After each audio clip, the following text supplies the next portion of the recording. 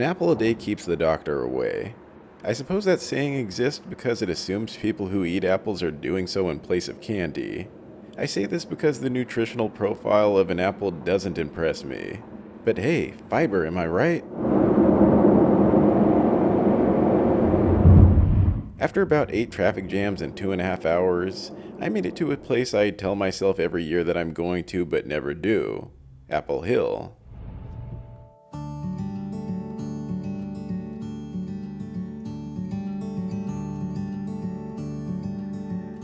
I chose this October day against the advice of the Apple Hill articles I read suggesting that November is a better time to come to avoid crowds, and those articles were definitely onto something. Having arrived without a real plan, I pulled into the first place that looked like it was both interesting and a place that may have parking. In this case, it was the Pinometer Ranch.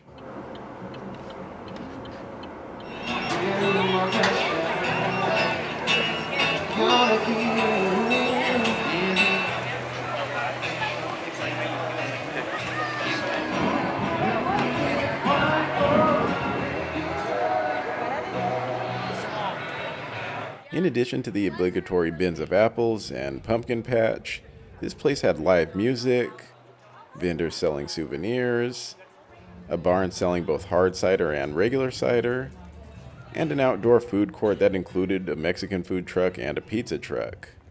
I'm basic, so of course I just went to this booth to grab a hot dog and mac and cheese. Reviews of the food that I ate in the most Raymond way possible, as a loner in the car.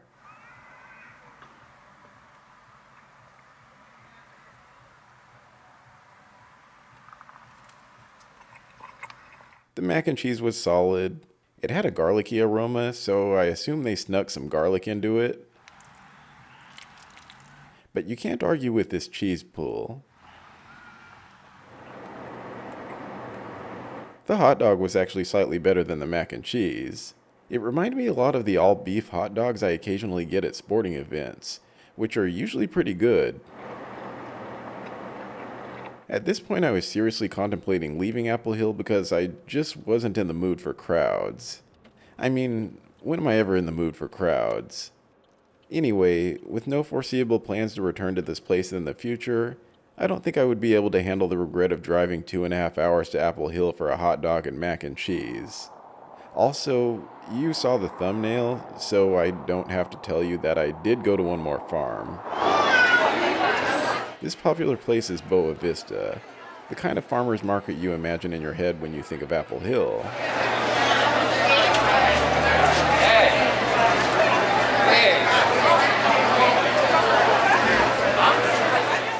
I wanted nothing to do with the main line that wrapped around the building, but thankfully there was a reasonably shorter line at the booth on the other side of the farm.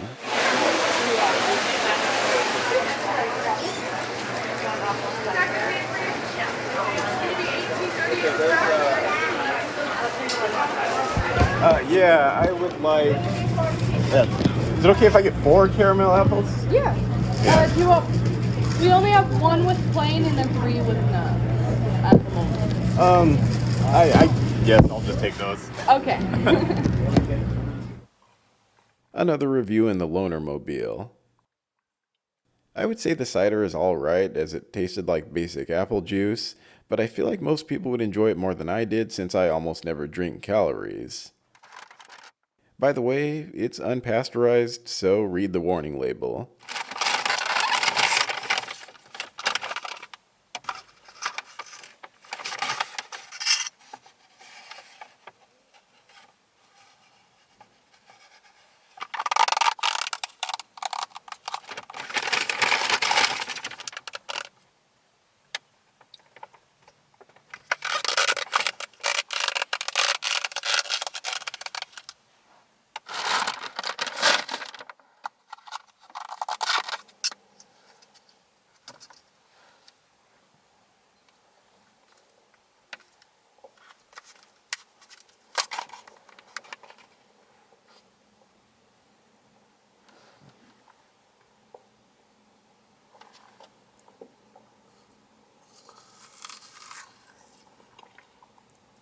As for the caramel apples, I got the last regular one along with 3 peanut ones.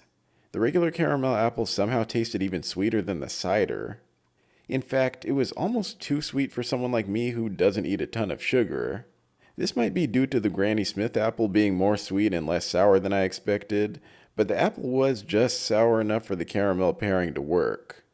The overall sweetness is probably why the peanut ones exist, but I recommend trying both.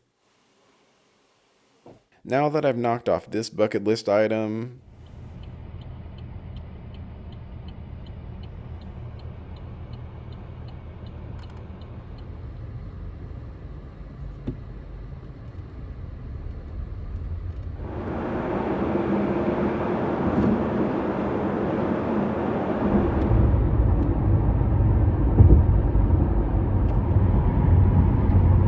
driving west during a Northern California evening has a trade-off.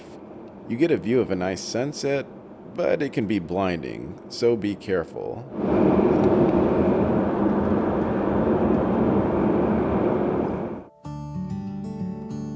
If you're wondering why it's suddenly dark, I visited a couple of family members on the way home to give them their cider and peanut caramel apples.